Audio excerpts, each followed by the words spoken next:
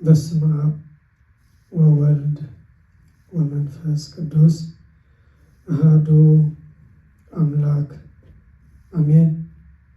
ክርያላይሶን ክርያላይሶን ክርያላይሶን። ሕዝበ ክርስቲያን፣ አቦታት፣ ካህናት፣ አሕዋት፣ ዲያቆናት፣ መዘምራን፣ መዘምራት፣ ዝሓበኹም አቦታት፣ አዴታት፣ አሕዋት፣ አሓት ናይ መንግሥተ ሰማያት ምሳሌ ዝኾንኩም ንጹሐን ሕፃናት ሰላም እግዚአብሔር አምላኽ ምሳይን ምሳኻትኩምን ይኹን። ከመይ ቀድሚኹም ከመይ ውዒልኩም? አሜን። ስምቲ ልዑልን ሕያውን ዝኾነ እግዚአብሔር አምላኽና ባና ብድኹማት ዋረቱ ሎምን ንዘንቲ ዕለትን ይኽበር ይመስገን። ከም ዝለመናዮ ዕለተ ሶኒ ብሰላም አፈጺምካ ናብ ዕለተ ሰሉስ ብሰላም አብጽሐና ኢልና ከም ዝለመናዮ ልመናና ተቐቢሉ ነዛ ዕለት እዚኣ እትበቅዕ ትንፋስን ህይወትን ብምሃብ ኣብ ቤተ ክርስቲያን ተረኺብና ስለ ኃጢአትና ስለ በደልናን ንእግዚአብሔር አምላኽና ክንልምን ንዕኡ ከነመስግን አቦና ኢልና ክንጽውዕ ዝፈቕደልና ክብርን ምስጋናን አምልኾን ወዳሴን ንዕኡ ይኹን።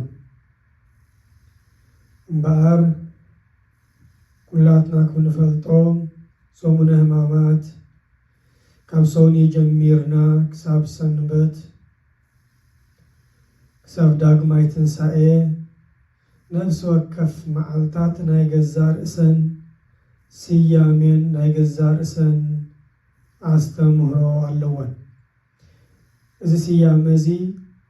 እዚ አስተምህሮ እዚ ነፍሲ ወከፍ ምእመን ነፍሲ ወከፍ ክርስቲያን ፈሊጡ ምስ ህይወቱ እንዳተኣሳሰረ ምስ ህይወቱ እንዳዛመደ ክነብረለን ዝግብአን ቅዱሳን ዕለታት እዮም። እዛ ሎማዓንቲ ሰሉስ ድማ ናይዛ ሰሉስ እዚኣ ስያሜ እንታይ እዩ እንተዳኢልና አቅርቦተ ስእለት ወይ ድማ ሕቶ ዘቐረበላ መዓልቲ ጎይታናን መድኃኒናን ኢየሱስ ክርስቶስ ካብ ፈሪሳውያንን ካብ ሰዱቃውያንን ዝቐረበሉ ሕቶ ዝመለሰሉ መዓልቲ ማለት እዩ። ስለዚ በዚ ዕለት እዚ እንታይ ኢሉ ተሓቲቱ ጎይታ እንታይ ኢሉ መሊሱ ከም ፍቓድ እግዚአብሔር አምላክ ንሪኢና። ናይ ሎማዓንቲ መበገሲ ወንጌል ኣብ ማቴዎስ ወንጌል ምዕራፍ 21 ካብ ቁፅሪ 23 ዘሎ እዩ። ሊቃነ ካህናትን ሽማግለታት ህዝብን ንጎይታ ኢየሱስ ከም ዝሓተትዎ ይብል። ናብ ቤተ መቅደስ አትዩ ክምህር ከሎ ሊቃነ ካህናትን ሽማግለታት ህዝብን ናብኡ ቀሪቦም በየናይ ስልጣን ወይ ብናይ መን ስልጣን ነዚ ነገራት እዚ ትገብር ኣለኻ? ካብ ምድራውያን ነገስታት ካብ ሌዋውያን ካህናት ዘይኮንካስ ነዚ ስልጣን እዚ መን ሃበካ በልዎ። ጎይታ ኢየሱስ ከዓ መሊሱ ከምዚ በሎም አነ ድማ ሓንቲ ነገር ክሓተኩም ነዚኣ እንተነጊርኩምኒ አነ ድማ በየናይ ስልጣን ነዚ ነገራት እዚ ከም ዝገብር ክነግረኩም እየ። ጥምቀት ዮሐንስ ካበይ ነይሩ? ካብ ሰማይ ካብ አምላኽ ዲ ወይስ ካብ ሰብ? ንሳቶም ከኣና ሓድሕዶም ከምዚ እናበሉ ተዘራረቡ ካብ ሰማይ እንተበልናዮ ስለምንታይ ዳ ዘይኣመንክምዎ ክብለናዮ ካብ ሰብ እንተበልናዮ ድማ ንዮሃንስ ከም ነቢይ ስለዝርእይዎ ንህዝቢ ንፈርህ ንጎይታ ኢየሱስ ከዓ ኣይንፈልጥን ኢሎም መለሱ ንሱ ድማ እምበኣር ኣነ እውን በናይ ስልጣን ነዚ ነገር እዚ ከም ዝገብር ወይ ከም ዝገበርኩ ኣይነግረኩምን የበሎም ስለቲ ቃላቱ እግዚአብሔር አምላክና ዝኸበረን ዝተመስገነን ይኹን ሰዱቃውያንን ፈሪሳውያንን ናብ ጎይታ መጽኦም ኩል ጊዜ ካብ ቃላቱ ስሕተት ካብ ትምህርቱ ስሕተት እንተረኸቡ ኢሎም ኩል ጊዜ መጽኦም ብተንኮል ዝሓትዎ ዝነበሩ ንኽመሃሩ ደልዮም ብልክዕ ስለ መንነቱ ክፈልጡ ደልዮም ዘይኮኑ እንታይ ደኣ ካብ ትምህርቱ ስሕተት ክረኽቡ እሞ ወይ ሕጊ ሙሴ ኣፍሪሱ ብምባል ንክኸስዎ ወይ ድማ ሕጊ ንጉስ ኣፍሪሱ ብምባል ምስ ንጉስ ንኸባእስዎ እዩ ነይሩ ዕላሙ እንበር ካብ ጎይታ ብልክዕ ትምህርቲ ተማሂሮም ወይ ድማ እቲ ዝሓተትዎ ተመሊሱሎም ንህይወት ደልዮም ኣይኮኑን ዝሓቱ ዝነበሩ ጎይታ ድማ ኩል ጊዜ ናይ ልቦም እንታይ ከም ዝኾነ ስለ ዝፈልጥ ከም ኣመፃፅኦም ገይሩ ይምልሰሎም ነይሩ ግን ንዝሓተተ ሰብ ብግቡእ መልሲ ስለምንታይ ዘይወሃቦ እንተዳ ተባሂሉ ግን ጎይታ እቲ ከም ሕቶ መልክዕ ዝህቦም ዝነበረ መልሲ ስለ ዝኾነ ስለዚ ኣብዚ ሕቶ እዚ ብናይ መን ስልጣን ኢኻ ነዚ ነገራት እዚ ትገብር ዘለኻ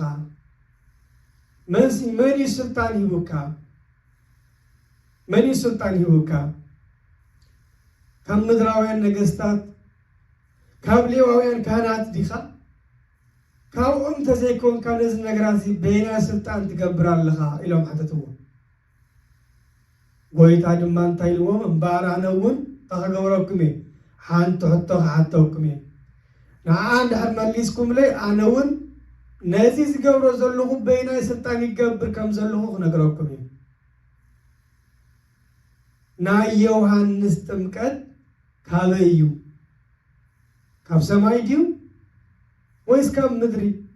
እስኪ ንገሩኒ በሎም ሳቶም ድማ ተዋጠሩ ንትምህርቲ ደልዮም ስለ ዘይመፁ ንህይወት ደልዮም ስለ ዘይመፁ እቲ ዝምልስዎ ዝግብኦም መልሲ ይፈልጥዎ ነይሮም እዮም ግን እንተኸገብሩ ይደለየን እቲ ሓቂ ክነግሩ ይደለየን ስለዚ ተማኺሮም ከም ሰማይ እንተበልናዮ ስለምንታይ ተቐበልኩሞ ክብለናዩ ካብ ምድሪ እንተይልናያ ድማ እዞም ኩሎም ህዝቢ ንዮሃንስ ከም ነቢይ ስለ ዝቕበልዎ ነዚ ህዝቢ ንፈርህ ስለዚ እንታይ ንበሎ ተባሃሉ እሞ ንሓና ይንፈልጥን ኢና ባዕልኻ እንተደሊኻ ንገረና ንብሎ ካብ ዝህበና መልሲ ተበጊስና ከዓ ሒዝና ንኸይድ እዮም ኢሎም ማለት እዩ ናብ ጎይታ ተመሊሶም እንታይ ኢሎሞ ካበይ ከም ዝኾነ ኣይንፈልጥን ኢና ጎይታ ድማ እንታይ ኢልዎም ቦላ ኣነ እውን ነዚ በየናይ ስልጣን ይገብሮ ከም ዘለኹ ኣይነግረኩምን እየ ይበሎ ስለምንታይ ግን ጎይታ ናይ ዮሃንስ መጥምቅ ሕቶ ዝሓተቶም ንዮሃንስ ካብ ሰማይ ምዃኑ እንድሕዳ ተቐቢሎሞ ከም ነቢይ እንድሕዳ ተቐቢሎሞ ንክርስቶስ ድማ ግድን ክቕበልዎ ኣለዎም ከመይ ስለ ዮሃንስ መጥምቅ ትንቢት ከም ዝነበረ ይፈልጡ እዮም እቲ ትንቢት እንታይ ዝበለ ትንቢት ነይሩ እንተዳ ኢልና ትንቢተ ኢሳይያስ ምዕራፍ 40:3 ከምዚ ዝብል ሓደ ቃል ኣሎ ናይ ዮሃንስ መጥምቅ ትንቢት ስለ ዮሐንስ መጥምቅ ትንቢት እሱ ድማ እንታይ ዝብል ነይሩ ትንቢተ ኢሳይያስ ምዕራፍ 40 ቁጥር 3 እቲ አዋጅ ነጋሪ ድምፁ አዋቢሉ መገድ እግዚአብሔር አብ ምድረ በዳ አዳሉ አብ ምድሪ ያጻምካ ንአምላኽ ጽርግያ አቕንዑ ስንጭሮ ዘበለ ልዕል ይበል ኩሉ አኽራንን በረኸትን ድማ ለጠቕ ይበል በረኽትን ድማ ለጠቕ ይበል ቅናን ይቕናዕ ድንጉር ከዓ ሰጥ ዝበለ ስፍራ ይኹን እግዚአብሔር ተዛሪቡ አሎ እሞ ክብር እግዚአብሔር ክግለጽ እዩ ስለቲ ቃላቱ እግዚአብሔር አምላኽ ይኽበር ይመስገን ስለዚህ እዚ ትንቢት እዚ ስለ ዮሐንስ መጥምቅ ትንቢት ነይሩ ዮሐንስ መጥምቅ ናይ መን መንገዲ ጸራጊው ናይ እግዚአብሔር መንገዲ ጸራጊ ልክ ነዛ ወንጌል እዚኣ ድማ ዮሐንስ ማቴዎስ ወንጌል ምዕራፍ 3 እዛ ትንቢት እዚኣ ስለ ዮሐንስ ከም ዝተነገረት ስለ ዮሐንስ መጥምቅ ከም ዝተነገረ ማቴዎስ ወንጌል ብንጹር ታየርልናሉ ጽሒፉልናሉ ማቴዎስ ወንጌል ምዕራፍ 3 ቁጥር 3 እቲ ብነቢ ኢሳይያስ ጎደና እግዚአብሔር ጽረቡ መገዱን አቅንዑ ኢሉ ኣብ በረኻ ዝእውጅ ድምፂ አዋጅ ነጋሪ ተባሂሉ ዝተነገረሉ ንሱ ዮሐንስ እዩ ስለዚህ ዮሐንስ ናይ መን መንገዲ ጸራጊ ናይ እግዚአብሔር መንገዲ ጸራጊ ስለዚህ ዮሐንስ መጥምቅ መንገዲ ዝጸርገሉ ዝነበረ መን እግዚአብሔር አምላኽ ዮሐንስ ከንመኒ መንገዲ ጸሪጉ እቲ ዮሐንስ መንገዲ ዝጸረገሉ ንሱ መኒ ማለት እዩ እግዚአብሔር እዩ እግዚአብሔር ስለዚህ ዮሐንስ ስለ ክርስቶስ እንታይ ልዩ አስተምሂሩ እንታይ ልዩ ብስለ ክርስቶስ እንታይ እንዳበለ መንገዲ ጸሪጉ ኣብ ዮሐንስ ወንጌል ምዕራፍ 1 ቁጥር 29 ዘሎ ብንጹር ጎይታናን መድኃኒን ኢየሱስ ክርስቶስ መን ምዃኑ ዮሐንስ መጥምቅ ግልጽ አቢሉ ነጊርዎ ቁጥር 19 እንታይ ኢሉ ንጽባሒቱ ድማ ዮሐንስ ንኢየሱስ ናብኡ ክመጽእ ከሎ ረአዮ ንማን ክመጽእ ከሎ ረአዮ ንኢየሱስ ናብኡ ክመጽእ ረአዮ ስለዚህ እነሆ ኃጢአት ዓለም ዘርሕቕ ገንሸል አምላኽ በለ ስለዚህ ገንሸል አምላኽ ተባሂሉ ዘሎ መን ኢየሱስ ክርስቶስ እንታይ እቲ ኃጢአት ዓለም ዘርሕቕ ገንሸል አምላኽ ስለዚህ ኃጢአት ዓለም ዘርሕቕ መን እግዚአብሔር ስለዚህ ንዮሐንስ ተቀብሎሞ ንኢየሱስ ክርስቶስ ድማ ኃጢአት ዓለም ዘርሕቕ ገንሸል አምላኽ ምዃኑ ግድን ክቅበልዎ ኣለዎም ማለት እዚኣ ስለዝፈለጡ ግን እንታይ ነው አይንፈልጥን ኢሎም ስለዚህ ጎይታ ድማ እንታይ ኢሎም እምበር አነውን በየናይ ነዚ ነገር እዚ ከዚህ ጋር ይገብር ከም ዘለኹ እንታይ ይገብርኒ አይነገርኩም ኢሎም ዮሐንስ መጥምቅ ኣብ ዮሐንስ ወንጌል ምዕራፍ 1 ቅጽል አቢሉ እንታይ ኢሉ እቲ ብዛዕባኡ ሓደ ሰብ ብድሕረይ ክመጽእ እዩ ንሱ ብቅድመይ ስለ ዝነበረ የዓብየኒ እዩ ዝበልኩኹም እዚ እዩ አነ ኣይፈለጥኩን ንሱ ንእስራኤል ምእንቲ ክግለጽ ግና አነ ብማይ እናጥመቅኩ መጽኣኩ ዮሐንስ ድማ ከም ዝስዕብና ለመስከረ መንፈስ ቅዱስ ካብ ሰማይ ከም ርግብ ክወርድ ከሎ ረአኹ ኣብኡ እውን ዓለበ እቲ ብማይ ከጥምቕ ዝለኣኸኒ ደኣ እቲ መንፈስ ቅዱስ ወሪዱ ኣብኡ ክጥመቕ ከሎ እትሪኦ ንሱ እዩ بمنفس قدوس زتمق إلون إمبر أنا سايفلت كون أنا خارعه نسو ود أملاك مخان دما مسكركو سلازي يوحنس متمق سلا يسوع كريستوس أملاكنا سلا يسوع كريستوس إغزابيرنت مسكري سلازي يوحنس نحن تقبله مكم نبي نا يوحنس تلوغ خاب سماي مخان تقبله نا يسوع كريستوس دما جدا تخونيهم كقبلوا ولا مالت نزي فليتهم انتايلو انه انتاي جبرنان اي فلتنا ስለዚህ ጎይታ ድማ ኣነውን ነዚ ከመይ ብኸመይ ስልጣን በይናይ ስልጣን ይገብረኩም ዘለኹ ኣይነገረኩምን ይበሎም ብለን ስለዚህ ብናይ ዮሐንስ መጥምቅ አስተምህሮ ኢየሱስ ክርስቶስ ወዲ እግዚአብሔር አምላክ እግዚአብሔር ምዃኑ ካብ ሰማይ ከም ዝመፀ ኃጢአት ዓለም ዘርአ ገንሸል አምላክ ምዃኑ ዮሐንስ መጥምቅ ብንጹር ይመስኪሩ ስለዚህ ዮሐንስ መጥምቅ ምቅባል ማለት ምስክርነት ዮሐንስ መጥምቅ ምቅባል ማለት ናይ ዮሐንስ መጥምቅ ምስክርነት ድማ እንታይ ነይሩ ኢየሱስ ክርስቶስ ዓለም ኃጢአት ከርሕቕ ዝመፀ ገንሸል አምላክ ምዃኑ ንሱ እግዚአብሔር ወዲ እግዚአብሔር አምላክ ምዃኑ ነይሩ ነዛ ነገር እዚያ ከይቅበሉ ግን እንታይ ለሞ ሐዋርያት እዞም ሰዱቃውያን ፈሪሳውያን እንታይ ለሞ ዮሐንስ ካበይ ጥምቀት ዮሐንስ ካበይ ምዃኑ አይንፈልጥን ለሞ ስለዚህ ጎይታ ድማ ከማማማጻጾም መስከረሎም ቀጥሎም በዚህ ከአገቡ በዚህ እዚህ ተመልሰሎም መስከሩ እንደገና ኻለ ጊዜ መጽዮም ናብ ጎይታ እንታይ ሚለሞ በዛዕባ ምኽፋል ግብሪ ንመን ግብሪ ክኽፈል ከም ዝግብኦ እዚ ድማ ምስ ንጉስ ንምባእሲ ከመይ ገሮ ምስ ንጉስ የባእስዎ ምስ ምድራዊ ንጉስ የባእስዎ ንምንጋሪ ማቴዎስ ወንጌል ምዕራፍ 22 ካብ ቁጥሪ 15 ዘሎ ኃይለ ቃል እዚ ብድሕሪ እዚ ፈሪሳውያን ወፂኦም ብዘረብኡ ከመይ ገሮም ከም ዘስሕትዎ ኣብ ልዕሊ ጎይታ ተማኸሩ ደቂ መዛሙርቱ ከዓ ምስ ወገን ሄሮድስ ገይሮም ከምዚ ኢሎም ናብኡ ለኣኹ መምህር ሓቀኛ ምዃንካ መንገዲ አምላክካ ብሓቂ ከም ትምህር ንሓደ እኳ ከም ዘይትፈርህ ገጽ ሰብሪኻ ድማ ከም ዘይተዳሉ ንፈልጥ ኢና እምበኣርከ ዝግባእ ንገረና ንቄሳር ግብሪ ንኽንህብ ይግባእና ዲ ወይስ ኣይግባእና ዲ ኣቐዲሞም ዝዛረብዎ ቃል ሽንገላ እዩ ስለዚ ኣመንሉ ይኮኑ ንዝምኹሉ ምስጋና ዘቕሪቦምሉ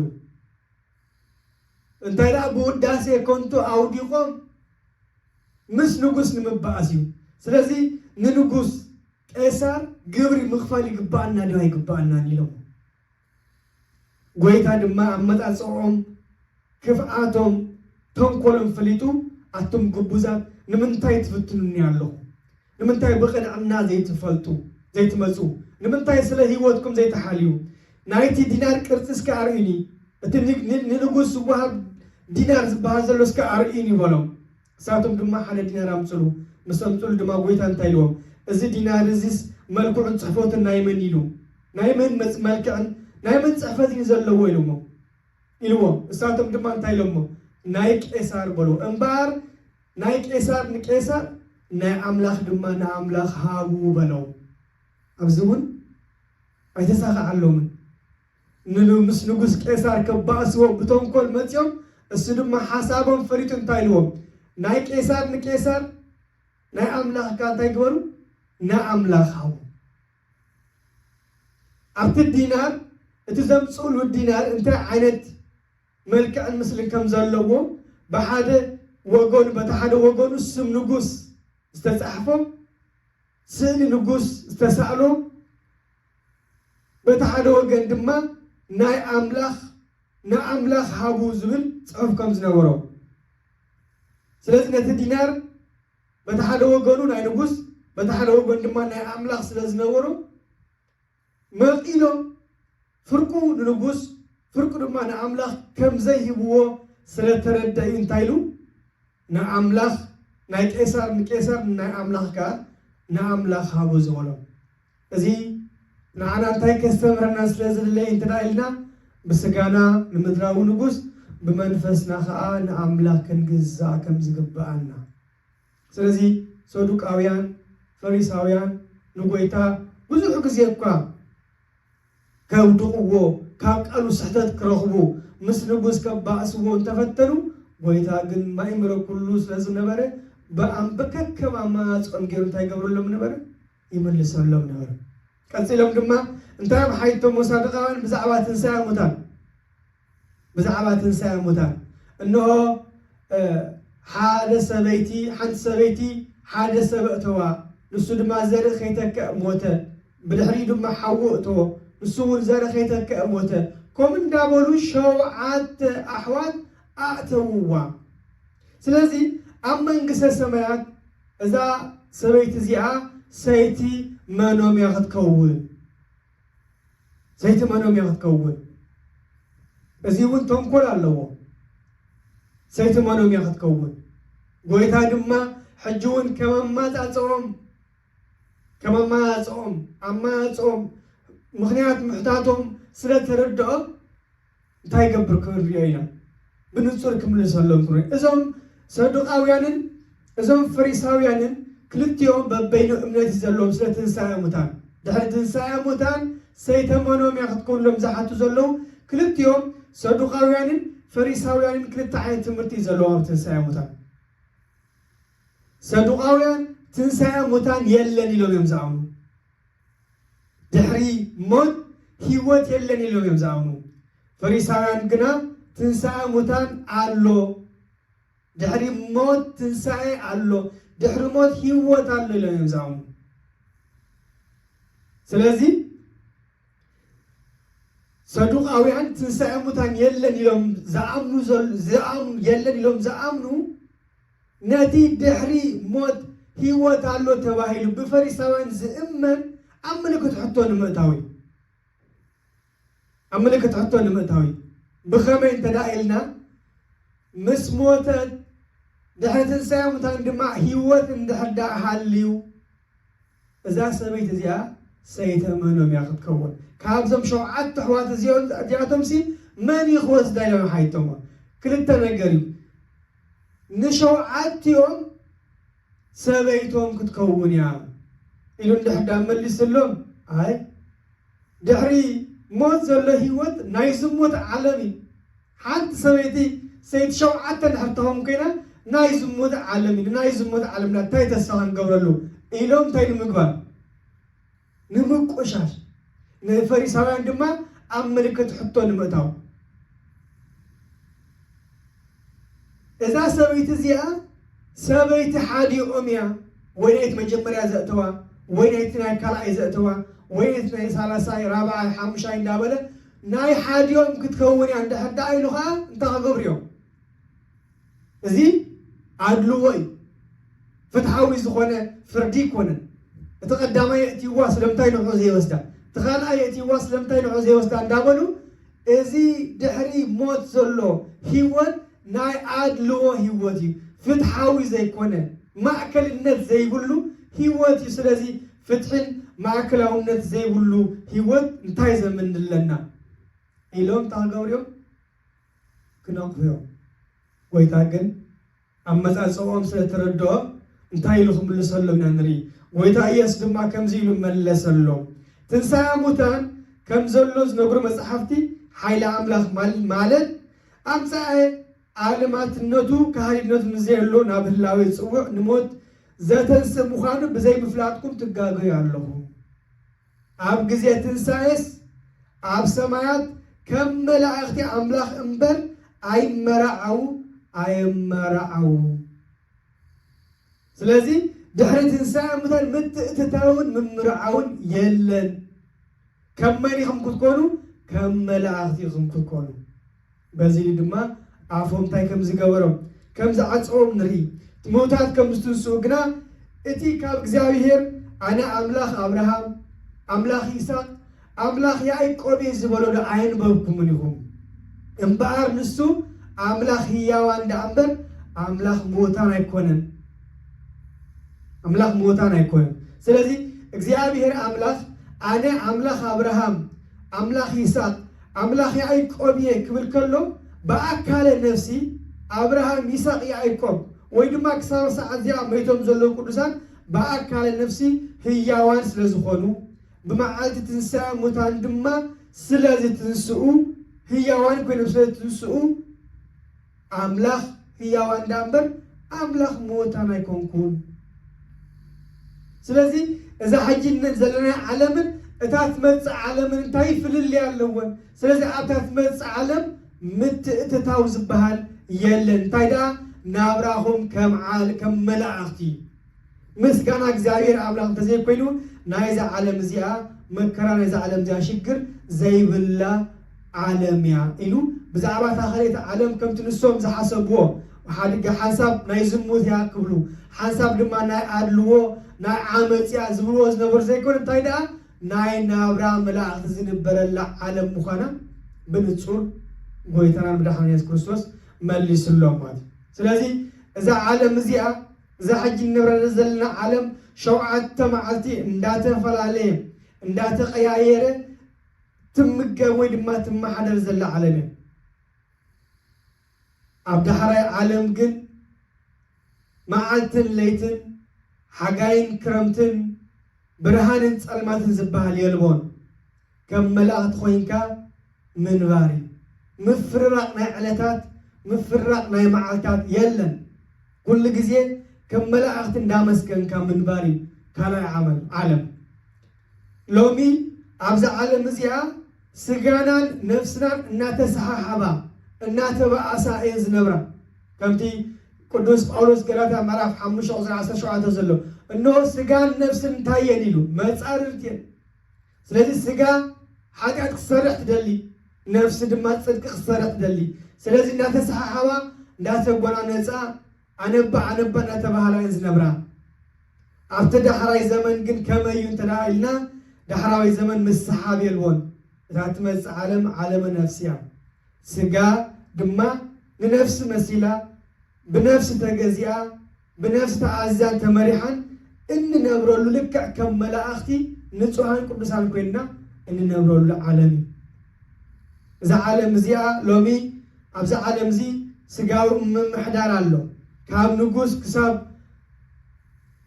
ዝተሓተ ኣገልጋሊ ብመንፈሳዊ ምሕደራ ድሕሪና ድማ ካብ ጳጳስ ክሳብ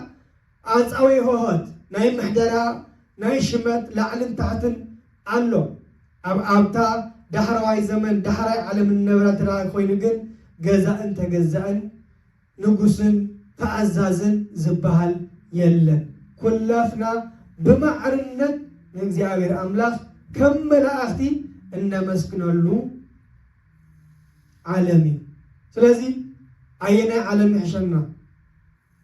እዛ ናይ ድኻም ዓለም እዛ ናይ ጻዕሪ ዓለም እዛ ናይ ሕማም ዓለም ዶ ወላስታ ናይ ዘለዓለማዊ ሓንሳብ ምስ ተሓጐስካ ዘይተሓዝነሉ ሓንሳብ ምስ በልዓኻ ዘይትጸምየሉ ሓንሳብ ምስ ሰተኻ ዘይትጸምኣሉ ደስታን ሓጐስን ጥራሕ ዘለዋ ምስ መላእኽቲ ቅዱስ ቅዱስ ቅዱስ እግዚአብሔር ጸቦት እናበልካ እናመስገንካ ኣላ እትነብረላ ሃገር ዶ ወላስ ኣብዛ ሓላፊትን በራሴትን ናይ መከራን ሽግርን ዓለም ናይ ቅዱስ ጳውሎስ ምርጫ ክንወስድ ይግባአና ንሰብ ፊልጵስዩስ ምዕራፍ 3:10 እንታይ ይልና ኣሎ እነሆ ሃገርና ኣብ ሰማያት እዩ ንሕና ሰማያዊ ሃገር ኣለና እና እንጽበዮ ሃረር እንብሎ ሰማያዊ ሃገር ኣለና ቅዱስ ጴጥሮስ እንታይ ኢሉ ኣብዚ ናይ ግሽነት ዕድሜኹም ብልቦና ብጥበብ ብፍርሃት ንበሩ ኢልና ኣሎ ኣብዚ ዓለም እዚኣ ንሕና ኣጋይሽ ኢና ነዛ ዓለም እዚኣ ሓንቲ መዓልቲ ገዲፍናያ ንኸይድ መዓልትላ እታ ኸልእቲ ዓለም ግን ዋላ እኳ ክንገድፋ እንተደልና ዘይንገድፋ ዋላ እኳ ክነሕልፋ እንተደልና ዘይነሕልፋ ዘለዓለማዊ መንግስት ሰማያት ግን ኣለና ስለዚ ተስፋና ሰማያዊ ተስፋና ምስ እግዚአብሔር ምንባር ክኸውን ኣለዎ እዚ ኩሉ ክንገብር ድሕር ደኣ ኮይንና ግን ካብ ግብሪ ስጋ ርሒቕና ካብ ፍትወት ስጋ ርሒቕና ካብ ሓጢአት ርሒቕና ብቅድስና ብናይ ንስሓ ህይወት እንተ ደኣ ነቢርና ክንገብር ኢና ከም መላእኽቲ ድማ ክንነብር ኢና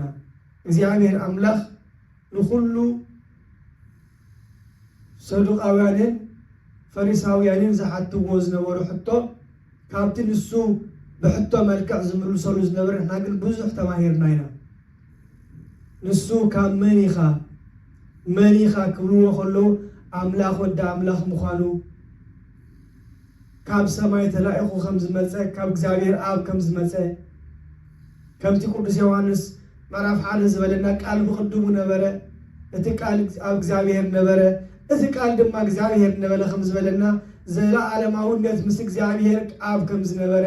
እግዚአብሔር ባዕሉ ከምዝ ኾነ እንደገና ሰዱቃውያን ተስፋኦም ምድራዊ ጥራሕ ገይሮም ይነብሩ ከምዝ ነበሩ ንሕና ድማ ተስፋና ምድራዊ ጥራሕ ክኸውን ኣይግብኦን እዩ ጽባሕ ንግሆ ድሕሪ ሞት ህይወት ኣለና ድሕሪ ሞት ትንሣኤ ኣለና እቲ ድሕሪ ሞት እንነብሮ ናብራ ግን በዚ ሕጂ ኣብዚ ዓለም እዚ ብእንሰርሖ ስራሕ እዩ ዝምዘን ብግብርና ኢና እንፍረድ ስለዚ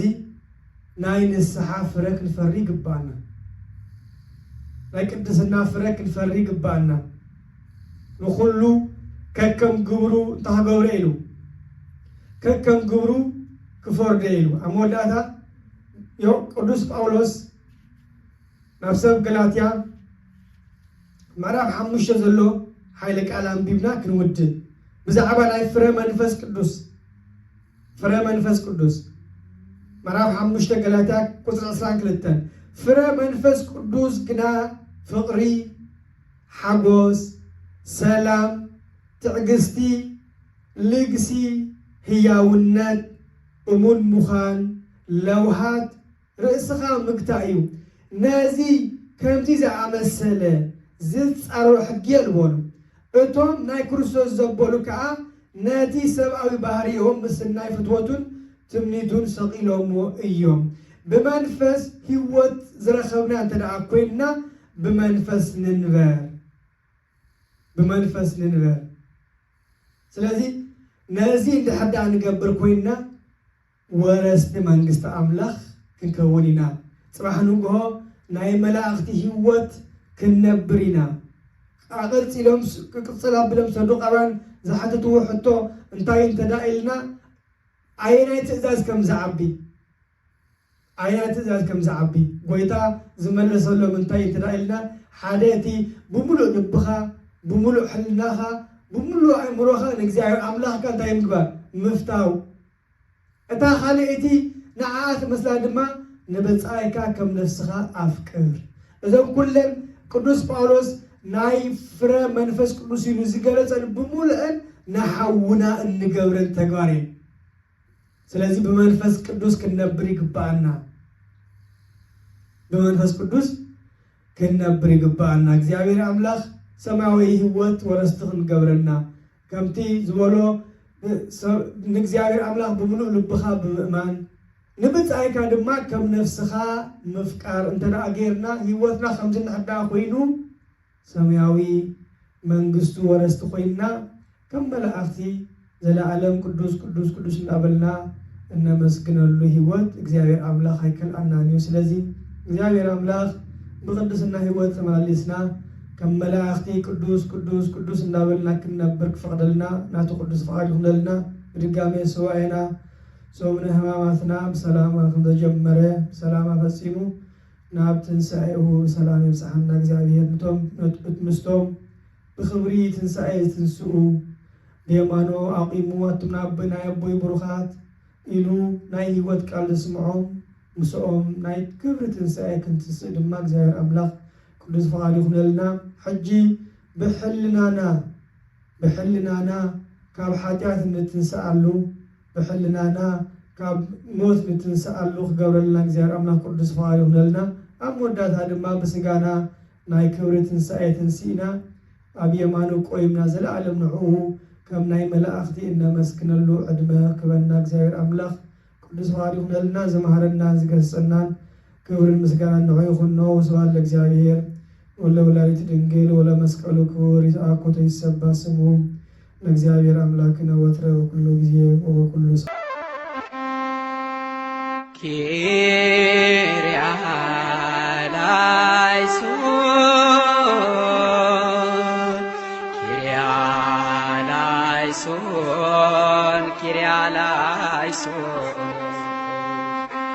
Kyrie